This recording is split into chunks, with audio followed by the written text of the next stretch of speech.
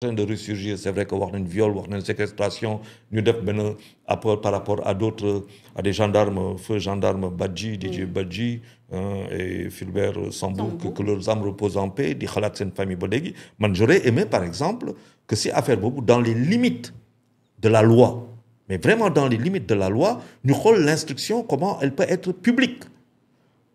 Aujourd'hui, comment, par exemple, la justice sénégalaise avec la société civile sur cette affaire, bon, xamuñu si grand-chose et tout le monde dit tout et n'importe quoi alors que affaire yi dafa war a leer pour xool comment justice bi société civile bi luñ mun a mu am liggéey boo xamante ne pour que affaire yi leer. loolu yëpp ñun waxuñu si xalaatuñu si. Pour moi, il y a des manières beaucoup plus intelligentes plutôt que de permettre man may ñëw fii may wax n'importe quoi te xawma si dara keneen di dem beneen plateau di wax n'importe quoi te xamul dara ñii di accuser à tort et à raison alors que il y a des moyens peut-être toujours en étant dans les limites de la légalité ñu xool loo xamante ne mun nañ ko def pour que sénégalais yi gën a wóolu seen justice pour que appareil l'exécutif boo xamante ne moom day jëlee si contribution parce que exécutif mooy jël si contribution yoo xamante ne yow man ak ñeneen ñu ngi koy def pour doter le troisième pouvoir le pouvoir judiciaire pour lui doter des moyens pour que moom mu mun a doxal. Tout à fait. du dëgg donc ça veut dire qu'à partir de ce moment-là il y a des relations très intelligentes pour le meilleur de notre justice et la meilleure justice boo xamante sénégalais moom lay espérer man si loolu lay wax sans compter maintenant il faut revenir sur un certain nombre de choses. mais kooku du waxu mbedd kooku c'est une volonté politique. nga xamante ne l'État est là pour dire à la justice bon demain nous allons sur peut-être cette année sur l'année prochaine il y a yoo xamante ne des choses sur lesquelles war nañ liggéey mais kooku dañ ko war a gis par exemple dans le budget parce que boo bëggee def boo bëggee ñoo naat si lu bëri on parle par exemple des procès crimes tout ça mais ça veut dire si tu dois mobiliser que nos gens là mais ça veut dire que la justice ne travaille plus pour d'autres dossiers te amuñu xaalis boobu. Et cette affaire, Jérôme Bandiaky, lan la lay inspiré finalement séquestration et assassinat comment une plainte pour viol et menace de mort ñu relancé ko waat ci dossier bi ba tax avocat am kii di Djibi Diallo moom jàpp na ni comprendre lu bëri ci mbir bi parce qu'il n'a pas été entendu sur cette affaire Seydi Gassama mu ngi naan la justice doit chercher les commanditaires. Chercher les commanditaires de quoi? Pour concernant les gendarmes. Les gendarmes. C'est pour ça que la justice est en tournant. C'est pour ça que aujourd'hui la justice est en tournant. Parce que quand mais ce n'est pas la justice qui est en tournant. Parce que dafa mel ni comme il y a beaucoup de zones d'ombre sur cette affaire Jérôme Bandiaky. Waaw pour man c'est le Sénégal moo nekk si tournant.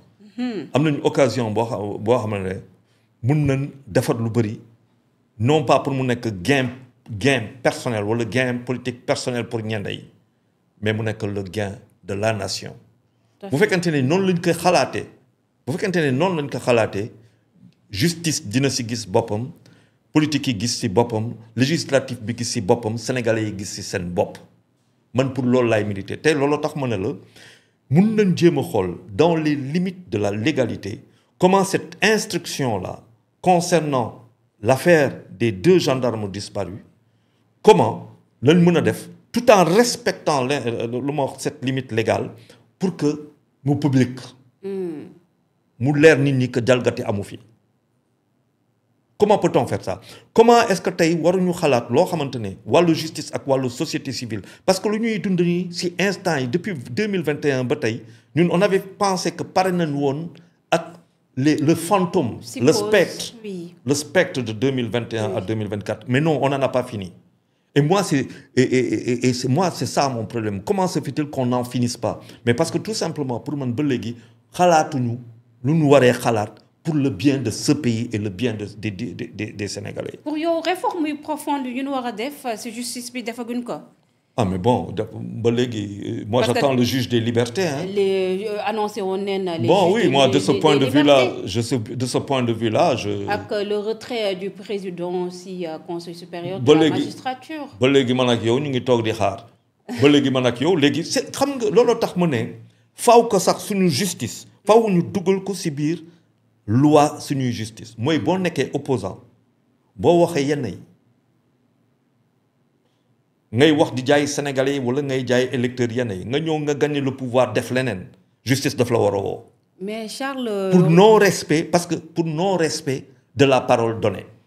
parce que loolu tax ma ne gis nga man je suis pas un donneur, je déteste être donneur de leçons wala moraliste man newuma si yooyu mais man damay toog di la déglu ba pare bañ di déglu loo waxul. kooku nag avantage la mais tey avec tout ce qui a été dit lan moo fi am où est le juge de liberté. ba tey ñu ngi xaar man maa ngi toog di xaar.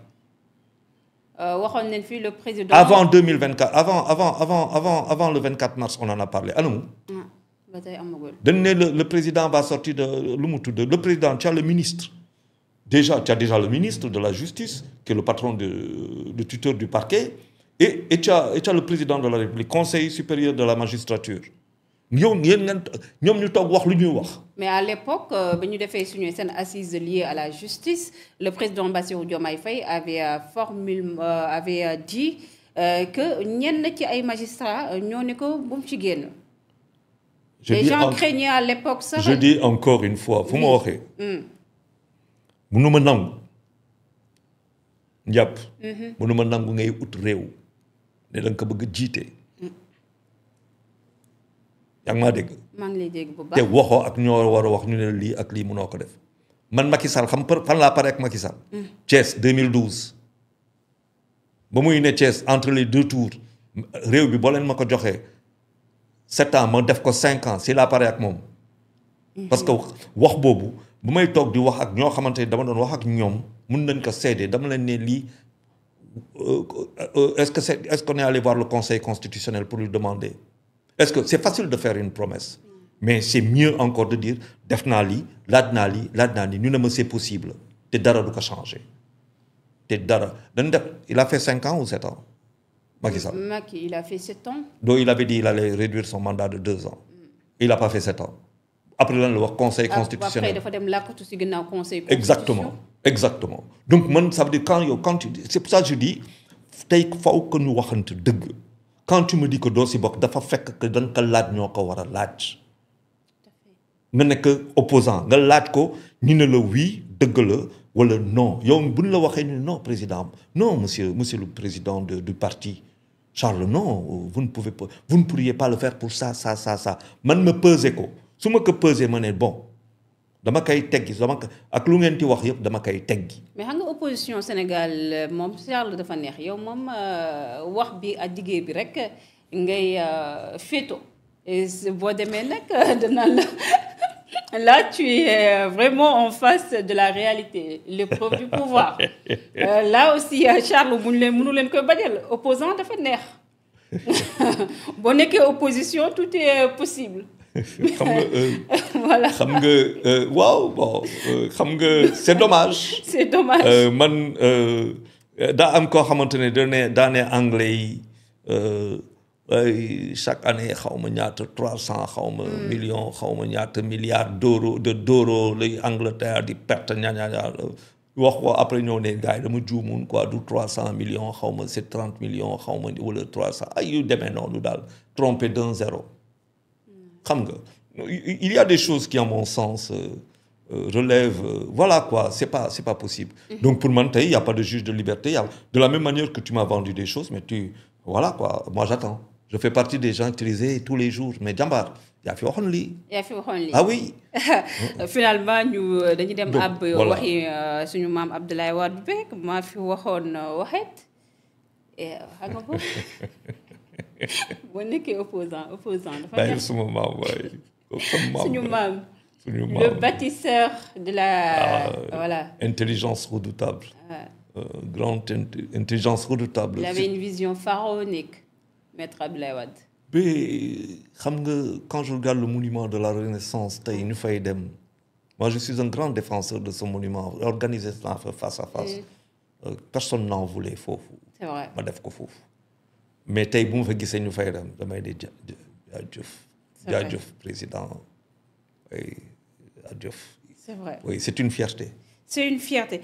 Charles, au même moment, bu ñuy wax problème justice, problème du Bassirou Diomaye Faye, Ousmane Sonko, les problèmes politiques, mais les problèmes sociaux sont là, les problèmes existentiels, surtout ñi nga xam ne moo nekk les étudiants tey sax yëngal leen dem leen sax.